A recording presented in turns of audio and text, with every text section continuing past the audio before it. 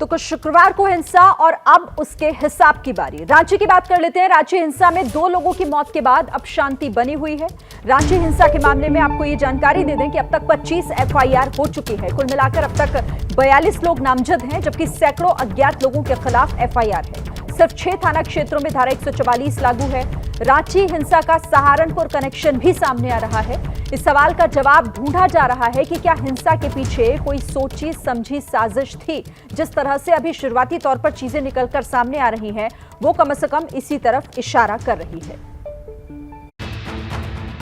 जुमे को हिंसा, रविवार को फ्लैग मार्च, शुक्रवार को पत्थरबाजी, आज पुलिस का शक्ति प्रदर्शन के बहाने आगजनी, आज शांति बहाली की कोशिश। इस वक्त हम रांची में मेन रोड पर यहीं पर शुक्रवार को हिंसा भड़की थी। देखिए यहाँ पे धारा 144 लागू है। हालात को सामान्य करने की कोशिश की जा रही है। रैपिड एक्शन फोर्स और रांची पुलिस के द्वारा जो है मार्च निकाला जा रहा है, गश्ती दी जा रही है। शांति लौटने के बाद इंटरनेट पर लगा प्रतिबंध हटा दिया गया। वहीं पुलिस अब आरोपियों की धरपकड़ में लगी है। इसी कड़ी में रांची हिंसा में नाम जुड़ रहा है यूपी के सहारनपुर का। इस वक्त हम रांची के मेन रोड पे खड़े हैं। यही वो एरिया है जहां पर शुक्रवार को नमाज के बाद प्रदर्शन मुस्लिम लोगों ने किया था। उसके बाद हिंसा भी भड़की थी। इसमें एक बड़ी बात निकल कर यह सामने आ रही है कि ये जो पूरा घटना है इसका यूपी कनेक्शन सामने आ रहा है। जो जानकारी मिल रही है उसके अनुसार सहारनपुर से करीब 1 दर्जन लोग एक हफ्ता पहले रांची आए थे, अलग अलग जगह पर रह रहे थे और मुस्लिम युवाओं को हिंसा करने के लिए, प्रदर्शन करने के लिए उकसा रहे थे। धर्म के आधार पर उनका ब्रेन वॉश करने की कोशिश कर रहे थे। उनकी बात में कहीं ना कहीं यहाँ के मुस्लिम युवा आए हैं। वहीं पुलिस जांच में लगी है। सहारनपुर एंगल से भी पुलिस ने इनकार नहीं किया है। कोई भी निर्दोष को किसी तरह की कोई परेशानी नहीं होगी, लेकिन जो दोषी वो कहीं के भी होंगे, कहीं के भी किसी स्वरूप में होंगे, डायरेक्ट हैं, इनडायरेक्ट हैं, पर्दे के पीछे हैं, यदि इसका रूल कहीं किसी का मिलता है तो हम लोग कार्रवाई करेंगे। वहीं हिंसा के बाद गिरफ्तारी के मसले पर राजनीति भी तेज है।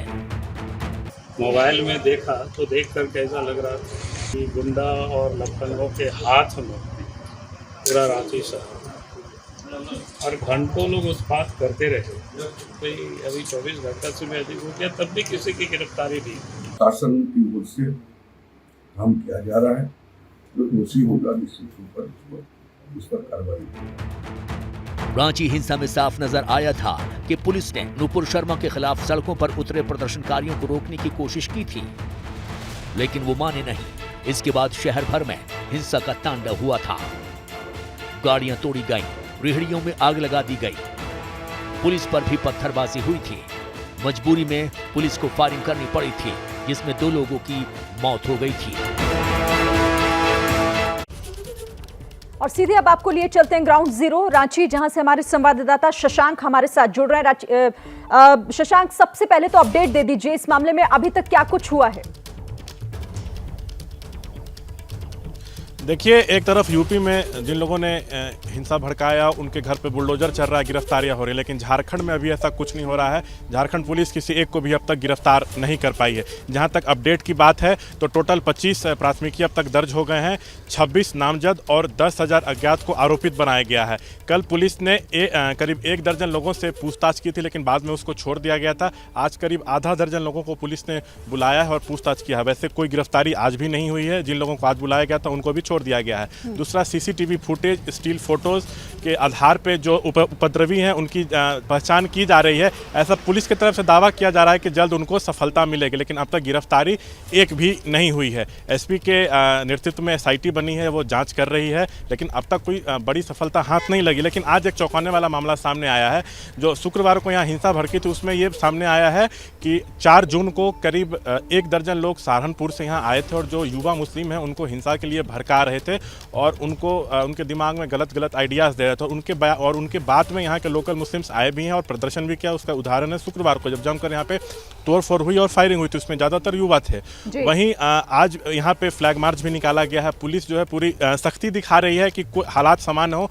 3500 से ज़्यादा फोर्स तैनात हैं, जिसमें ATS, STF, IRB और भी अन्य फोर्स यहाँ पे तैनात हैं।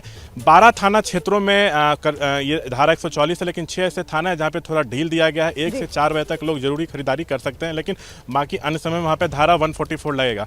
लेकिन विपक्ष जो है यहाँ पर बीजेपी लगातार आरोप लगा रही है कि सरकार की फेल्योर है, क्योंकि कोई गिरफ्तारियां अब तक इस मामले में नहीं हुई है। जी बिल्कुल, और सवाल यही है कि मामला तो दर्ज हो चुका है, लेकिन अब तक कोई गिरफ्तारी आखिर क्यों नहीं हुई है हिंसा के बाद। शुक्रिया फिलहाल शशांक आपका हमारे साथ जुड़ने के लिए और इस बातचीत के लिए।